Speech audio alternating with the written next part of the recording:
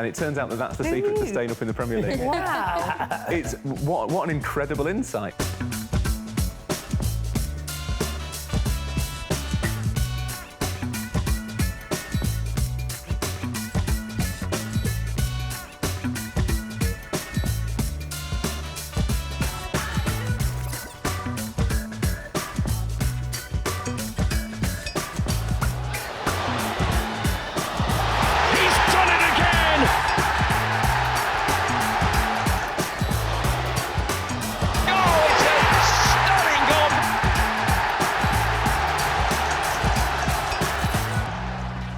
Fulham versus Aston Villa. Let's start with Fulham because they've been a revelation this season, haven't they? Everyone's saying before a ball was kicked, they're going to get relegated again. They've certainly been an improvement on last time they were in the top flight. I think they've got a great manager and they've got a great goal scorer in Mitrovic, and I think that could be the difference between them staying up and going down because he seems very comfortable in the Premier League.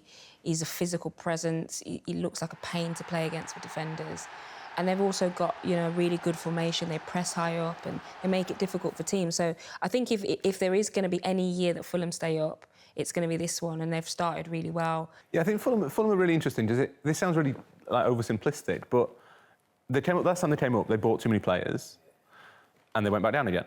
And so this time they came up and they bought fewer players but better ones.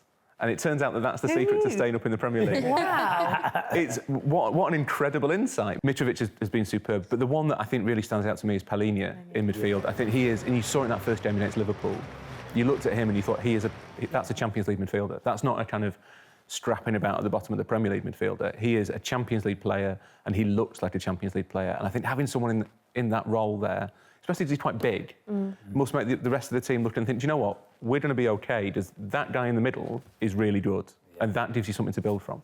OK, so we've highlighted what's been good about Fulham and maybe been key to their success. Why has it not worked for Aston Villa? I don't think Steven Gerrard knows his best team. I literally don't think at the moment. That's why lots of changes. Sometimes he'll play Watkins with Ings, then he'll play Watkins by himself or Ings by himself.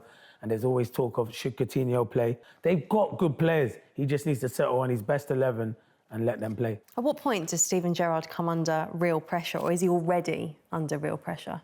If they can start to find a bit of consistency, I think then they'll back him. Because I think Aston Villa as a club believe in his philosophy, believe in his way of management. So I think that's a big thing. When the club backs you, you already get yourself a little bit more time.